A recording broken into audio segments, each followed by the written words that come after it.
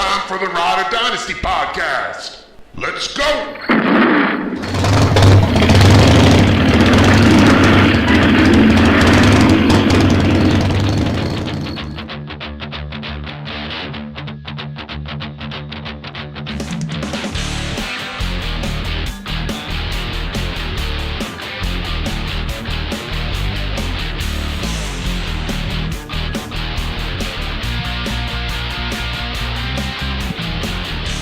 Welcome to the Dynasty Podcast with Ryan Bickerstaff, JJ Wenner, and your host, Michael Kloss. And welcome to the Dynasty Podcast. Again, we're looking at week 2, a game week. We have a lot to cover from week 1, and then, of course, we've got to look ahead to week 2 here. Joining me tonight is Ryan Bickerstaff. Ryan, how are you feeling after a tumultuous week 1? Michael, I'm feeling like I'm never doubting Dak Prescott ever again. Maybe with that Kellen Moore offense that you can tell us about a little bit later. They look good. JJ Wenner, it is so great to have you back. We missed you last week. How did week 1 turn out for your squads? You know, my Dynasty squads did pretty well. My son delivered a swift butt whooping in a redraft league. But worse, I discovered that I joined a standard keeper league. What? What? Horrid. That hurts. Yeah. But I'm doing well, and I missed you guys. I'm glad to be back. Yeah, I know, especially for you, because you love all the points, all the decimals, everything that you could possibly imagine. So I can just see you trying to sit there and look at, a 7-yard run. No points for you. Stop rubbing it in. Okay. And certified athletic trainer Nick Mirabito is going to help set your lineups with the latest injury news. And boy, do we have a lot to cover in week 1. Nick, I'm really interested to hear what you're going to have to say about some really big name players on the pod today. Yeah, Michael. Unfortunately, some big name guys went down this week. But yes, I'm here, ready to go. Made it back from the Eagles game. My voice is starting to get back to normal. I apologize if there's going to be any voice cracks tonight that make me sound like a prepubescent boy, but I will do my best for you guys. All right, that's all we can ask. You can apologize as much as you want here. We're still going to make fun of you. That's just kind of the way it goes. That is fair enough. That is true. We definitely look forward to all the content that you're going to bring. It's going to be a lot, as we mentioned. We're going to get up into Nicked Up to hit the injuries, and we're also going to give you just a couple of our best and worst fantasy calls from the past weekend. Yeah, then we're going to play a little game we call Red Light, Green Light. Plays just like it sounds. We'll give you a few situations from week 1 and tell you if we think if it will continue or if it will change in the future. And of course, we hit a pretty high percentage of our start sits week 1, so we'll look to continue this trend for this upcoming weekend. That's right. Remember, you can always hit us up at Twitter, at Rider Dynasty, or at our website, riderdynasty.com. But first, it's time for Nicked Up with athletic trainer Nick Mirabito. All right, Nick, you're on, buddy. Couple of collarbone injuries in week 1. We know Nick Foles is out indefinitely with a broken collarbone. Won't touch on him too much because he's, again, on the IR for a while. Probably the biggest fantasy impact, if I may say so, last week was Tyreek Hill. Even made a hospital visit that sounded pretty serious. I'm going to let you get into this because I would really love to hear the breakdown of what he's going through. And then if you could maybe tell us what you think when fantasy owners can expect to get him back in their lineup. Yeah, just really quickly on Foles. Just obviously super unfortunate. By all accounts, he's like an awesome human being, near and dear to my heart. He's going to be missing a lot of time here. Probably going to be hitting the IR with that injury there. But Tyreek Hill's injury was much different than Nick Foles, even though it was a collarbone. What happened to Hill was he suffered a sternoclavicular, or SC, joint dislocation.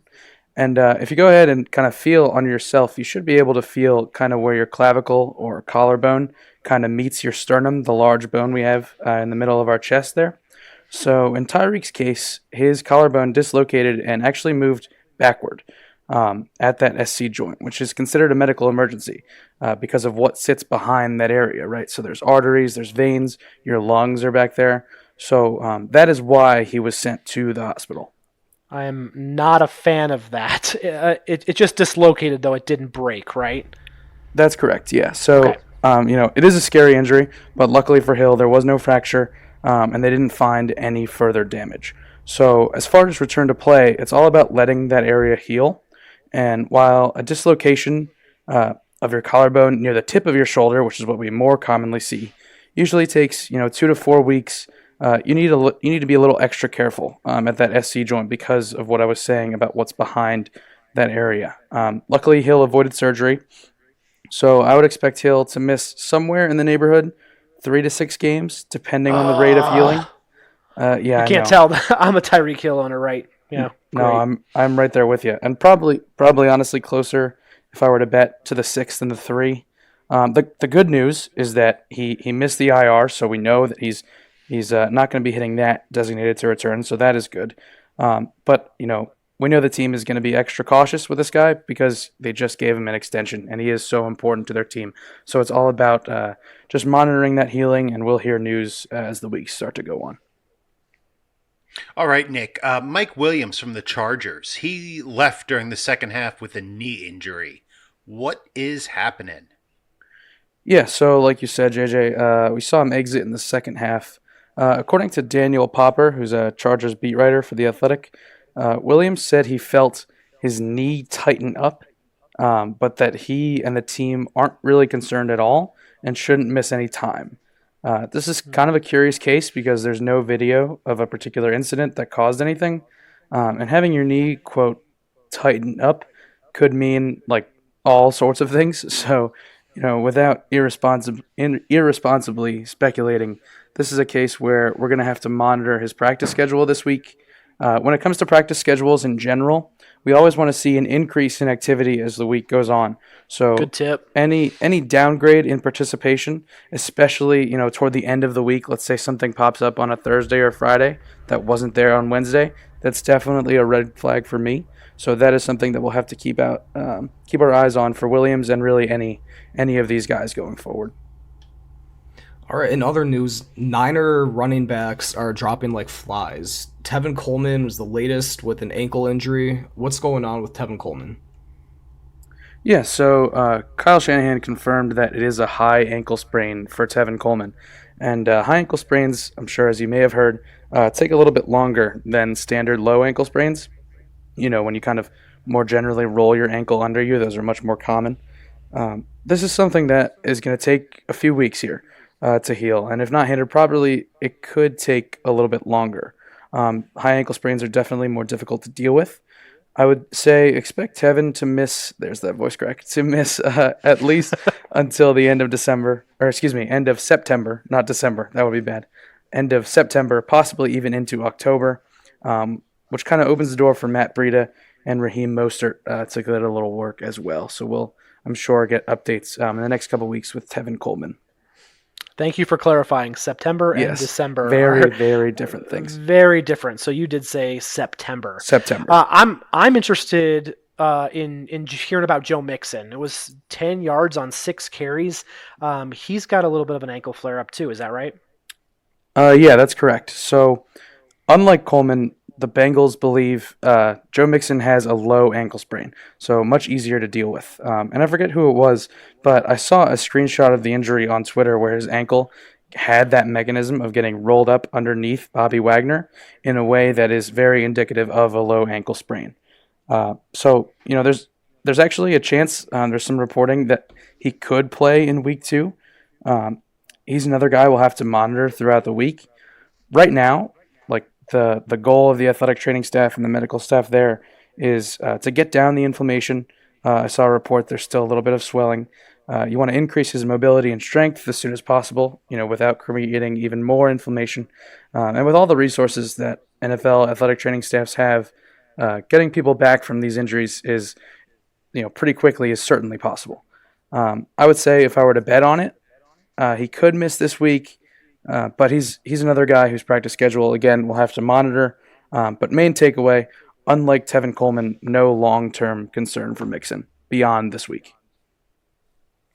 So then I think that brings us, as we've continued to go, let's talk about Darius Geis. Kind of what a young career here that's been marred by injury, coming off that ACL. He injures his meniscus on the opposite knee. You and I were talking in the Slack channel about just how interesting kind of this injury is, of course in a bad way, but educate the people like you educated me, please. Yeah, of course. So I was actually in the stands for this one, right, as you can tell. I can't recall any certain play where he limped off of the field, and in preparing for this show, I was kind of like combing the internet to see if I could find any video, and I couldn't find anything.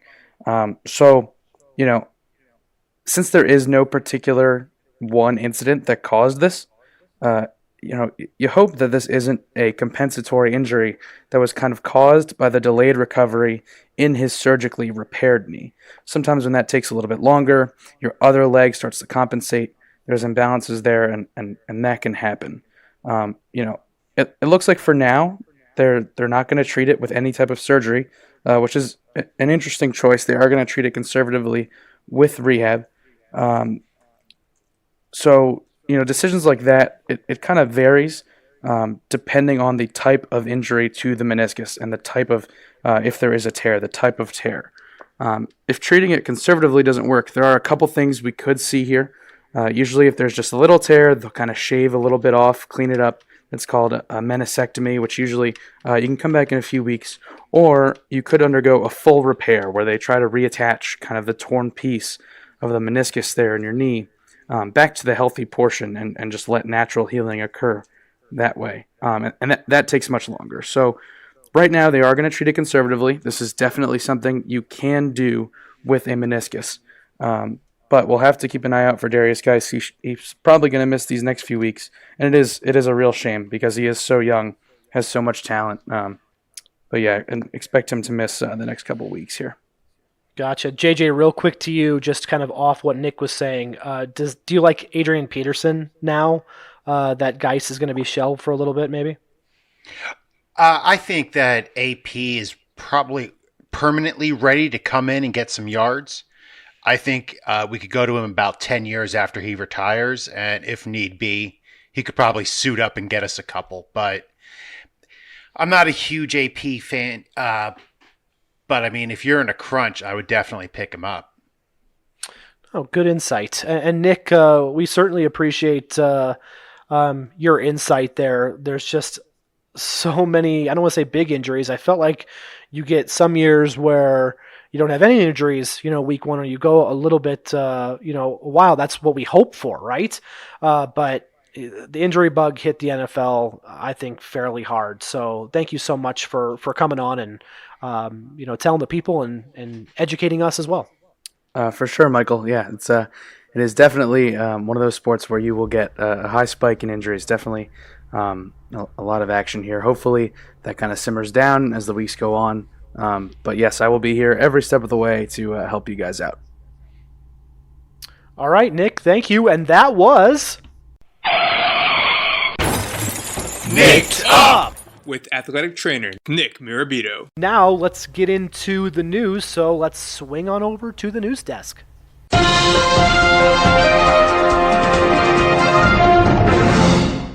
So since our last pod, I guess you could say a lot has happened, right? Specifically in the Antonio Brown saga. Since we last checked in, he got fined by Oakland for missing team events. He got into a verbal confrontation with GM Mike Mayock. He issued an apology, asked for his release after making a video of a recorded phone call with John Gruden that was just weird. I mean, I don't know what you guys think, but he was actually released then. Then he lost his guaranteed money. He's now a member of the New England Patriots. Guys, that's one hell of a timeline. I'm not even really sure where to start, but let's just kind of hit the fantasy perspective. What are you expecting to see from Antonio Brown going forward? The hard thing is with the news that just broke before we did the pod tonight, I don't know what we can think about AB. We haven't really had any specifics come out. I know that we talked about it before this pod started, that we didn't really want to approach who's telling the truth, who's not telling the truth. Yeah, we'll let that play out. But, I mean, once again, I'm a huge AB fan. You guys know I've been arguing with you all nonstop since the beginning. I think AB did a magnificent job of getting himself off the Raiders and to the best team in the league. I just don't know what's going to happen next. Does that kind of look at looking at the situation when you're talking about like a team like the Patriots, where you know that and in week one they looked like and they played the part of the best team in the league. Again, as we said, we're not. It's tough to diagnose because we can't just ignore the news that broke earlier today. But let's assume that again he's on the team and he's slated to start. Is he still a piece that you want going forward? Give me. I want as many pieces of a high-scoring offense as I can. Give me Sony Michel, give me Philip Dorsett, give me Edelman. I know that people are going to say to avoid the Patriots because you never know who is going to be the high-scoring person. And, you know, that is a solid point, but don't overreact. The Chiefs have multiple mouths to feed, and I want as many Chiefs as possible. The Eagles have multiple mouths to feed, and I want Eagles on my team. That's the main thing I look for is a high-scoring offense and try to get as many of those pieces as I can. You know, it is a crapshoot. You never know who's going to put up the points, but I want as many, you know, chips to put in on that offense as I can. Yeah, it is a crapshoot, JJ, and that's why I want no part of New England's offense this year, unless it's in a best ball league, of course, because when I don't have to set my own lineup, it's a lot less of a headache trying to figure out which player is going to be featured this particular week. You know, day-to-day life is enough of a headache. The last thing I want is for my fantasy lineups to cause them for me also. You know, I think that the passing game is going to be just fine. I mean, obviously it's going to be just fine. Tom Brady's pulling the trigger. You have all of these elite weapons. But one player I think is going to actually get left out in the cold because of this is James White. Okay. I kind of see, like, you have Julian Edelman in the slot. You have AB who can play anywhere. He's going to, you know, take a lot of short passes too. I'm not really seeing where the workload for James White is going to be. And you know, he's still worth rostering. He'll have his weeks where he is a viable fantasy option, but I think he's going to be the one that's the most negatively affected by this. As far as Sony Michel is concerned, he isn't involved in the passing game, so he is going to be the workhorse running back.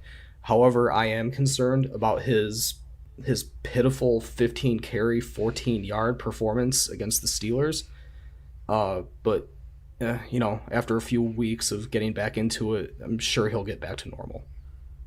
Yeah, those are two, you know, just very different ideas.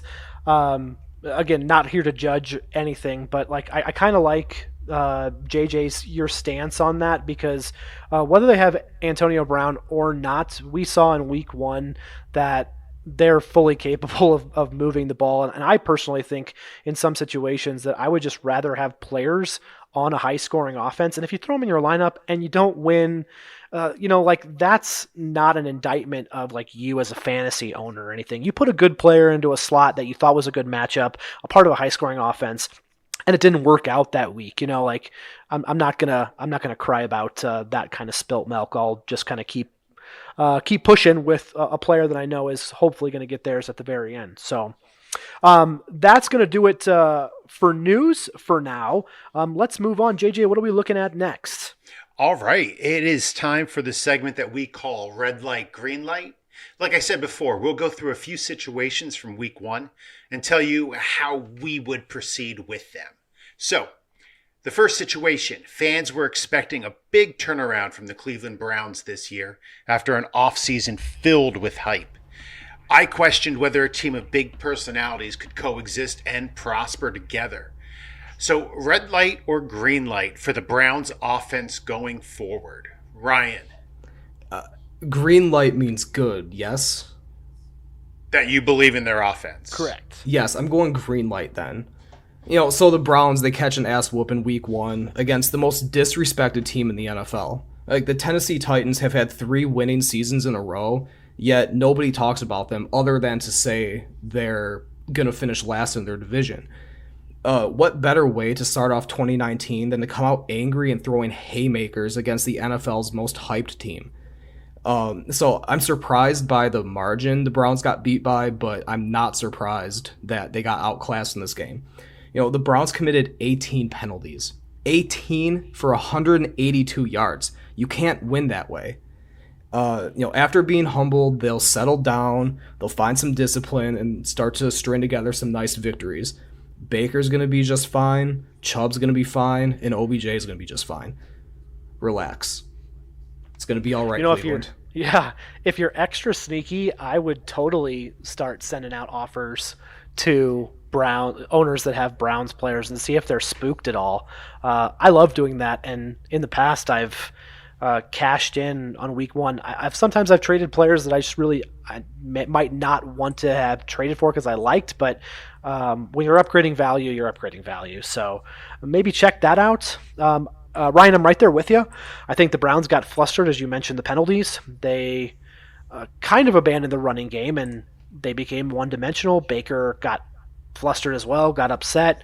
When they settle into a game plan and they run their offense through Nick Chubb and then Baker, supporting it in the ways that he does, I think the good things will just really follow them. I know they're going to rebound. I will give you the green light for that. Green light for the Browns offense. And I still think they were who they thought they were, or we thought they were. Thank you, Dennis Green, coming into the season. And we let them off the hook. Seriously, man, I didn't see the Titans coming out that big, but good for them. All right, Ryan, next situation, man. All right, so John Ross had a career day against Seattle week 1. He hauled in 7 catches for 158 yards and 2 touchdowns. Are you guys giving Ross the red light or the green light? Will this trend continue, and will he become the playmaker Cincinnati drafted him in the first round to become? Well, this is his 3rd year, so this could be his breakout. That's a good point.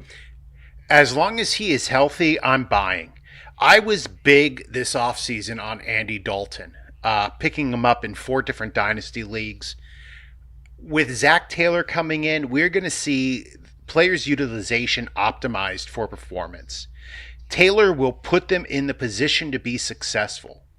I'm upgrading Ross to the Kiki Kuti level right now with some, with injury concerns. But if he's a free agent, you got to get him on your team. I mean, we know he's fast. I think he missed a couple balls that would have even elevated his numbers even higher. He did, yeah. Oh, JJ, you know that I'm kind of a cheater in these games, right? Oh, Jesus. So, I mean, I really want to give a yellow light, but I won't. Okay, I'm gonna say green light. I'm gonna agree with you here, but I do think that you need to make a judgment situationally. Again, for me, as I don't want to continue to harp on this, but if I just lost Tyreek Hill, right? So if maybe you're a player like that and you want to add some bench depth, maybe it's a green light. If you're stacked at receiver, you're probably going to pass. Ultimately, I look at targets. You're not going to get those targets by accident, which was 12. And with Joe Mixon maybe hobbled, I think you can expect this to continue. So I'm going to give it a green light there. Now, just real quick, how do you guys feel about John Ross after AJ Green returns to the field? I feel even better about him. Really? Okay. I think he provides a deep threat that A.J. Green no longer represents. I think he'll actually open up more by commanding more coverage. You're not going to be able to double him going deep.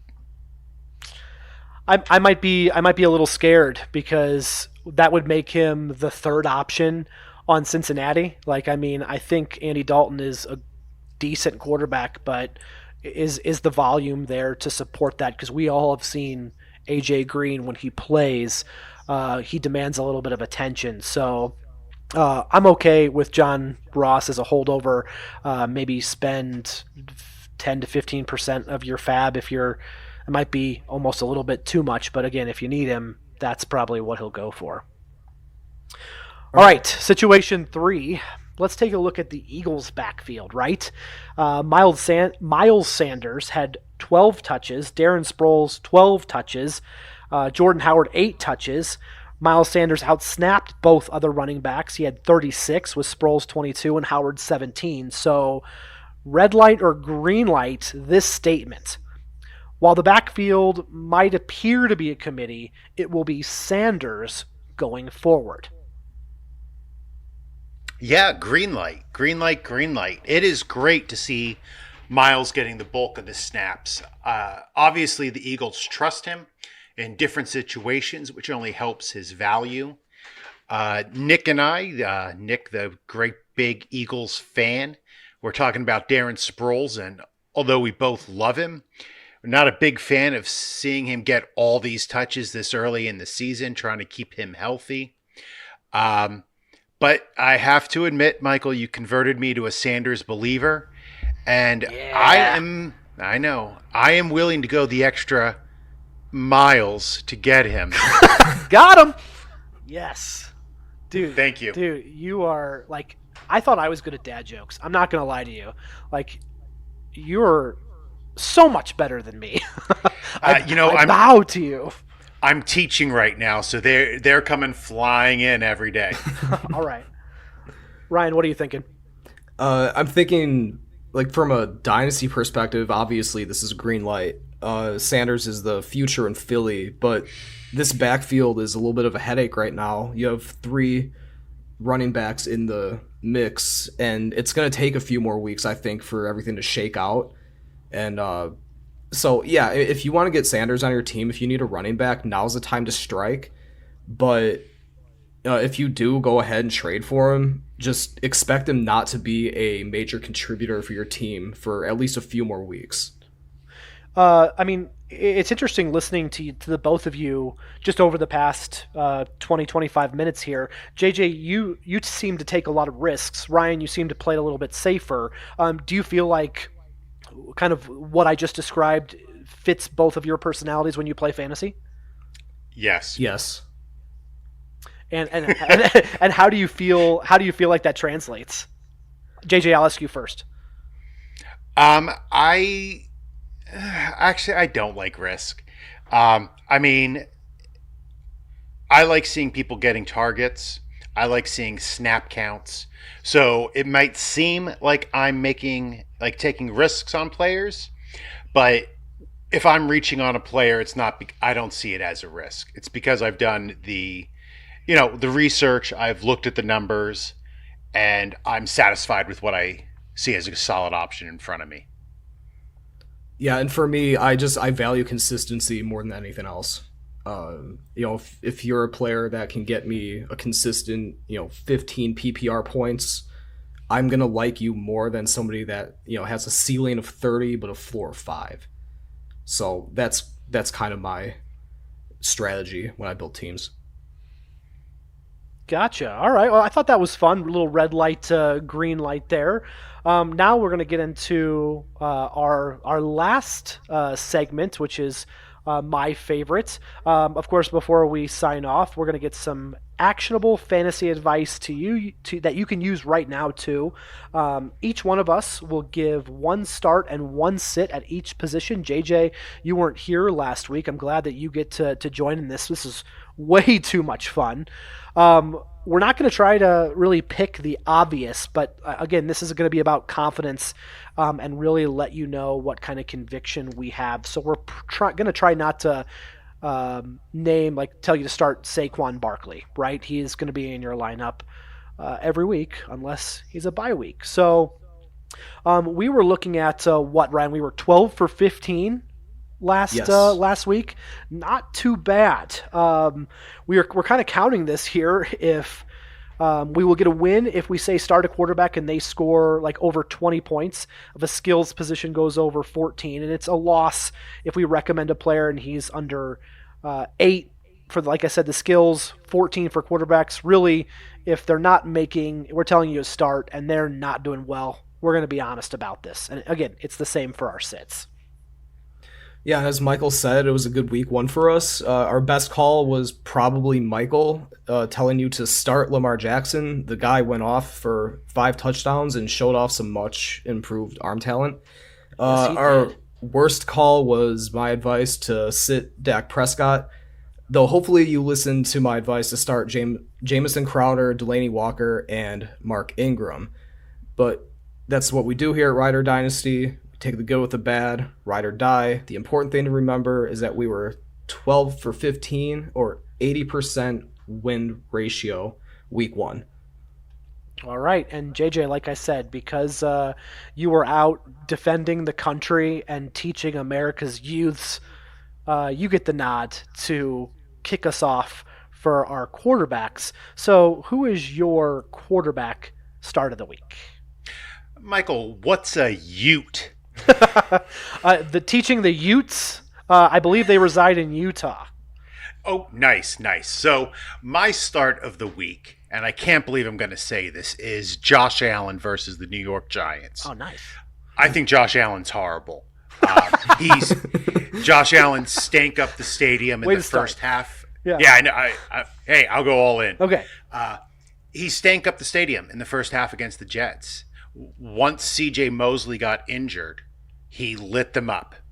The Giants don't have a C.J. Mosley, so expect Josh Allen to use his legs and his arm to rack up points.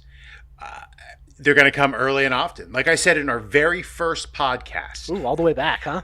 Expect some bombs to Smokey Brown from Josh Allen. I yelled about that in our podcast number 1, and I'm still yelling about it now. Please don't go back and listen to podcast 1. No, don't listen to it. The quality, but I did say that. The quality has increased significantly since we've got here, as far as sound alone. But anyways, you did say that. So Josh Allen. All right, Ryan, what you got? And after week 1, that bold Smokey Brown call you made, it's looking pretty good. But after suggesting to sit him last week, I am starting Dak Prescott everywhere I have him this week against the Washington Redskins. No, this is not an overcorrection because of last week. Washington allowed Carson Wentz to throw 313 yards and 3 touchdowns on them, and I see no reason Dak can't match that, especially with this crazy new offense under Kellen Moore and all these weapons that they have. I mean, Dallas is looking scary, like a Super Bowl contending caliber scary team. And so, yeah, I'm not going to get cute this week and make a stupid call based on some obscure stat I uncovered. Start Dak Prescott if you have him. Okay, Michael? so you're setting yourself up to hate Dak Prescott for the rest of the really year. Is. if this goes south, you're just gonna be like, Dak Prescott. All right, if you believe, I believe. So, my quarterback start of the week is going to be Jared Goff. Since we're just loving the word stinker here because we don't want to say something worse. He was 23 for 39, 1 score, 1 interception in week 1. I think that he's due for a rebound against the Saints in week 2. Now, you watched Deshaun Watson just put on a show, which also, by the way, that was the best week 1 game, obviously, Houston against the Saints. I think that while Goff might have had some struggles away from home last season and then in Carolina, again, he gets the Saints back home in what I think is probably going to be a shootout in New Orleans. So Jared Goff is going to be my QB start for week 2. Let's get into our QB sits. All right. I picked a quarterback I hate for my start of the week, and I'm picking a quarterback I love for my sit. Sam Darnold against Cleveland. This is the last chance for the Jets to get a victory before they have the toughest 4-game stretch of any team this season in the NFL. They face the Patriots twice, the Eagles, and the Cowboys in the next 4 weeks after Cleveland. The Cleveland line is going to provide enough pressure to keep Darnold uncomfortable. And as of now, Gase does not seem to be able to fix the protection. I believe in Sam long term, but in the short term, it's going to be tough. Do not start Sam Darnold this week. And Proud of you, JJ. I know that was hard for you. Very. And while you're not starting Sam Darnold, you should also not start Jimmy Garoppolo against Cincinnati. His 49ers won on Sunday, but it wasn't because of anything he did.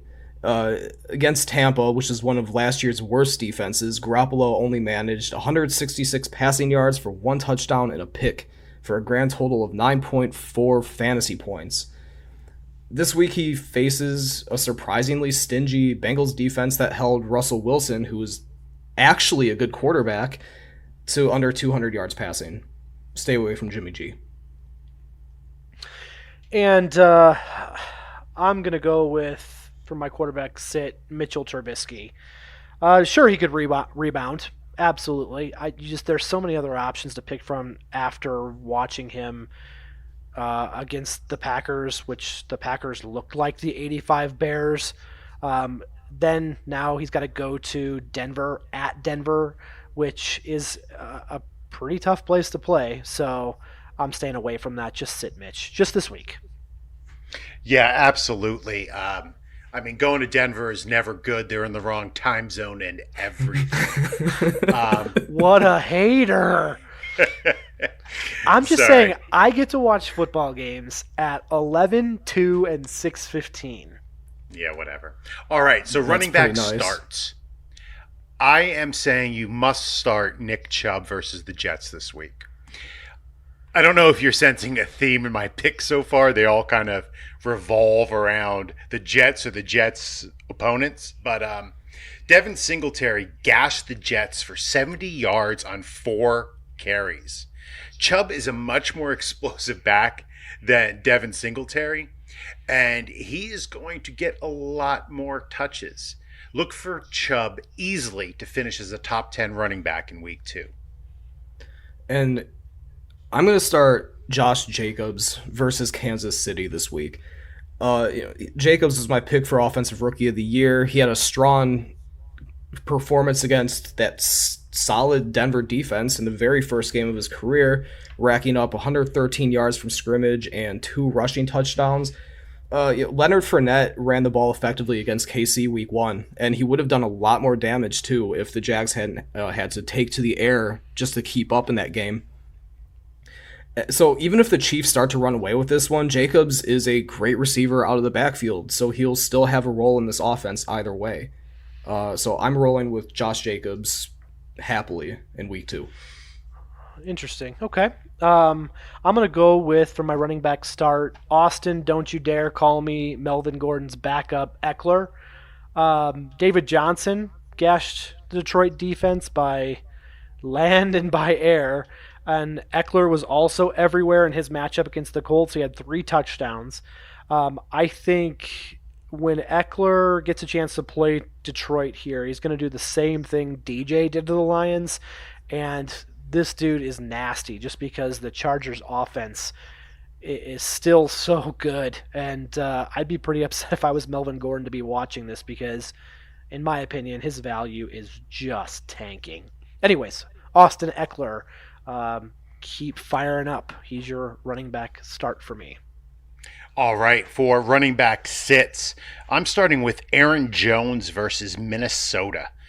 The Vikings clamped down in week 1 on the Falcons offense, building a 28-0 lead to a supposed best offense contender in the NFL before allowing 12 garbage points 12 points in garbage time. Do not expect Aaron Jones to rebound from his week 1 performance against a stout Bears defense. I am not telling you to get rid of Aaron Jones. Just don't start him against his NFC North opponents. I think that's pretty sound advice, JJ. And also this week's do not start Phillip Lindsay versus Chicago Bears. The Bears offense might be dog, but their defense is looking gnarly, and they thoroughly shut down Green Bay's entire offense last week, especially the run game, as JJ already covered with Aaron Jones. The coaches in Denver appear to be sticking to their 50-50 backfield plan, which saw Lindsay take 11 handoffs versus Royce Freeman's 10, and Lindsay only managed 10.6 PPR points against Oakland, whose defense isn't even half of Chicago's. I trolled a lot of coworkers today with the Broncos because it's a religion here in Denver, and they were not too happy.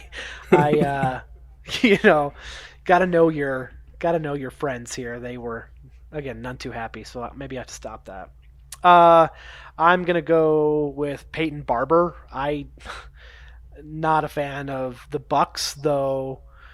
Again, you might want to reach out to some skilled players and see if you can grab them, at least maybe a Godwin or an Evans. They're probably going to be down early against the Panthers. Game script will put the ball back in Jameis's hands. There's really not much good to say. Ronald Jones actually looked decent, and the running back that I don't know how to pronounce his name, but you should, it was an organization that kept kids off drugs in the 90s.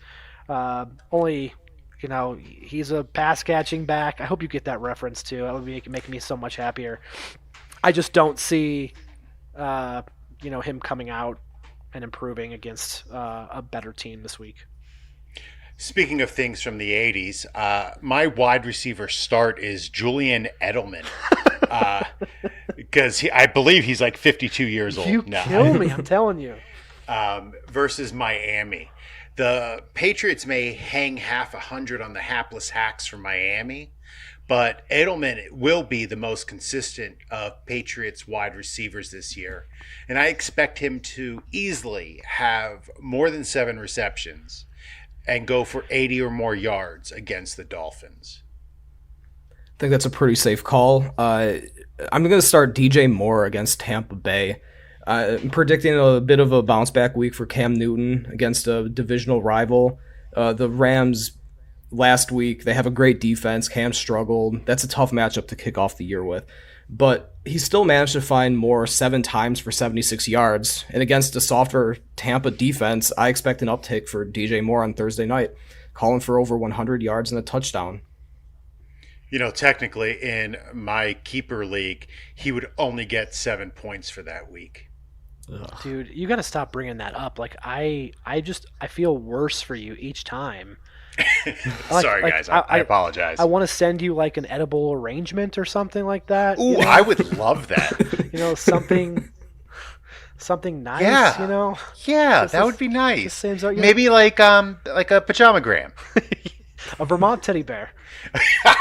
Not sponsors, by the way. But we are available for any of these sponsorships. We would take it very happily.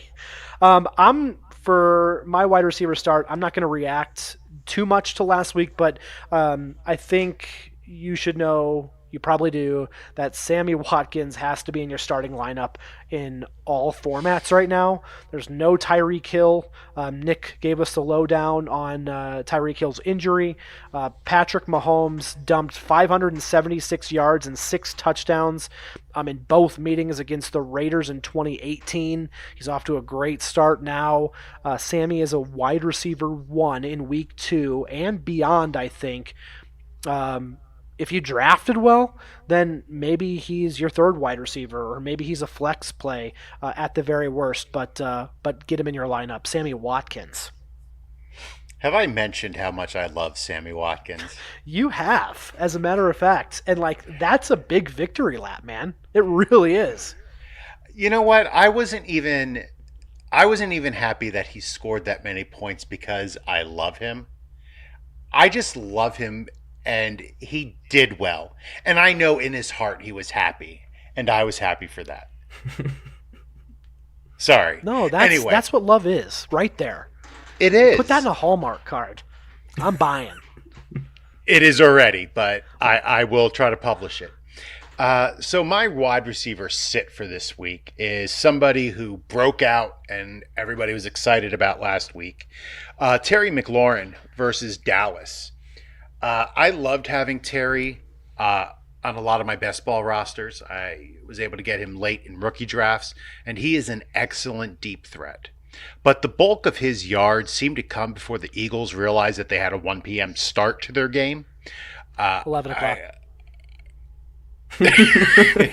Damn mountain time.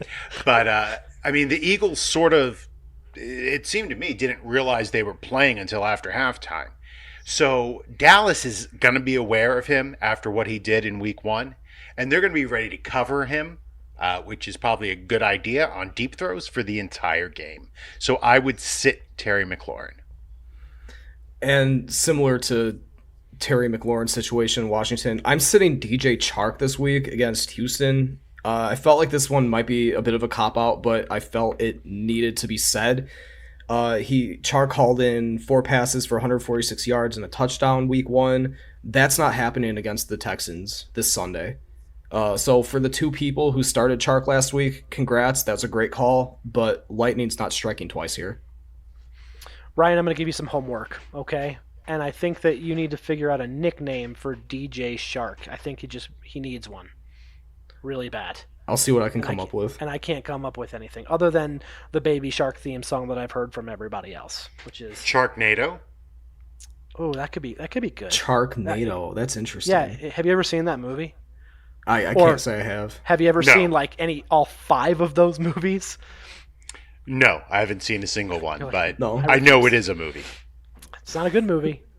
I've watched the first one. Not good, but it's part of the culture now, right? Let's look at a lion for my wide receiver sit. I'm going to go with Marvin Jones here. So Detroit's playing the Chargers, right? Yep. And yes. I am sitting Jones. LA gave up 8 receptions to T.Y. Hilton, who was the Colts' number 1, obviously, but locked down any other wide receiver or tight end. So no other receiver had more than 3 catches for 35 yards. So that means I feel like you can pencil, a good production from Galladay, maybe Hawkinson, but I think Jones does get held in check by the Chargers. All right. For tight end starts, I am going a little bit off the beaten path. I am not going to pick anybody who had a good week 1. I'm going with Jack Doyle, who is somebody else I've sort of am fixated on and I believe in, versus Tennessee. The Colts did not feature the tight ends against the Chargers at all. I believe they had 5 total targets between Ebron and Jack Doyle, but don't expect that trend to continue this week as they face Tennessee. The Titans allowed a touchdown to Njoku along with 4 receptions. Last week, Doyle played 68% of the snaps compared to 40% for Ebron, and he's going to be targeted at least 3 times as more than the 2 targets in week 1. So if he gets 6 targets, he'll have 4 receptions for 60 yards, and I'll consider that a victory.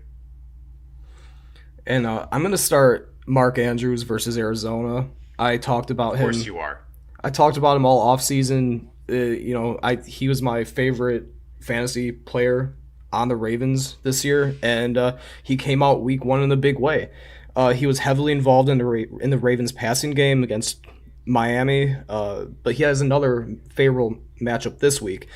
He hauled in every one of his team-high 8 targets for 108 yards and a touchdown. And again, he's playing the Arizona Cardinals, who allowed a rookie tight end, TJ Hawkinson, to make 6 receptions for 131 and a touchdown last week. So roll with Andrews with confidence. And then I'm going to go with Hard Knocks Love, but I did call him as a sleeper about three podcasts ago, and that's Darren Waller. Watching him on Monday night, he was involved early and often in the Raiders passing attack. I like the number of targets, his ability to move the chains there.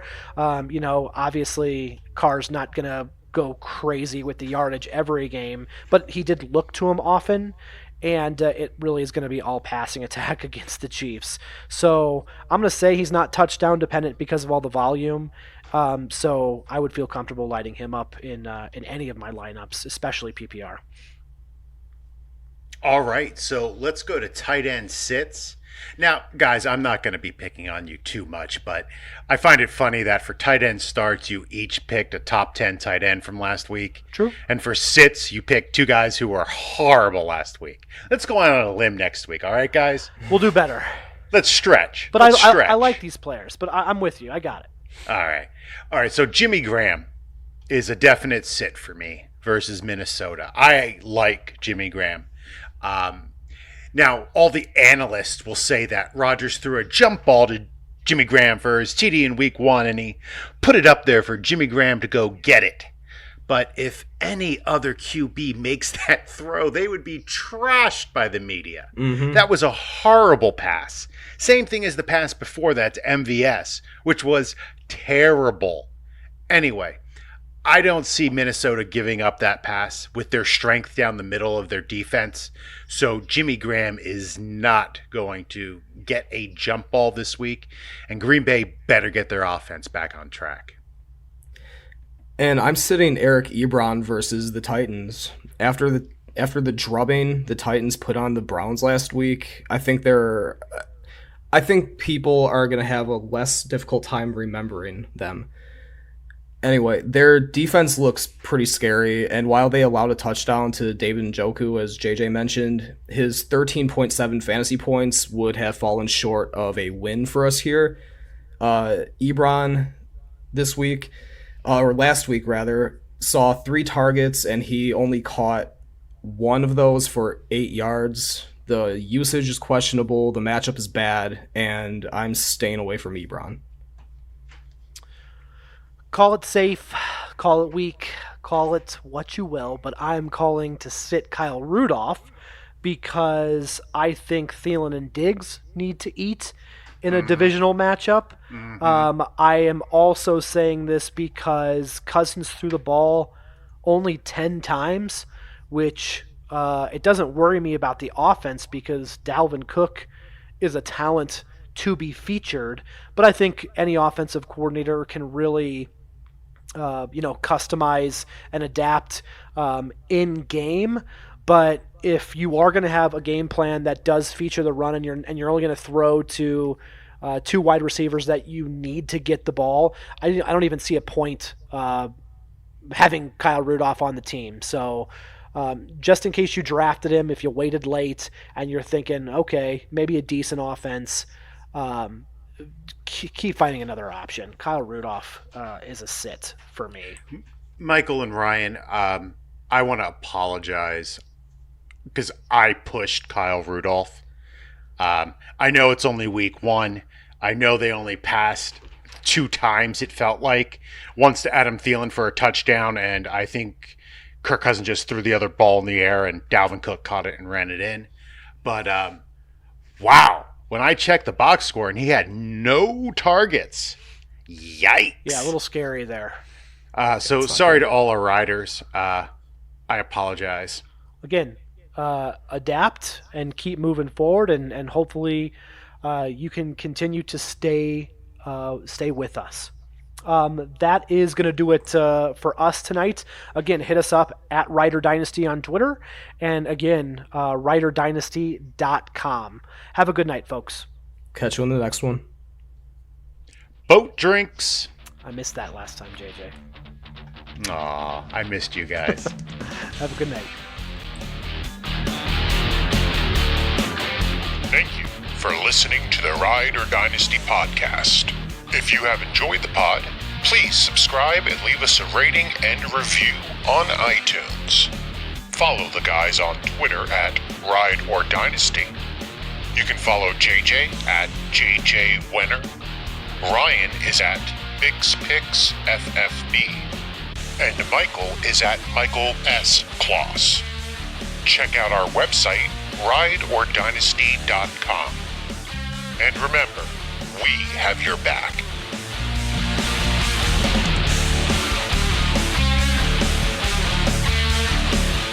Your reputation far exceeds your skills, Mammy Rat.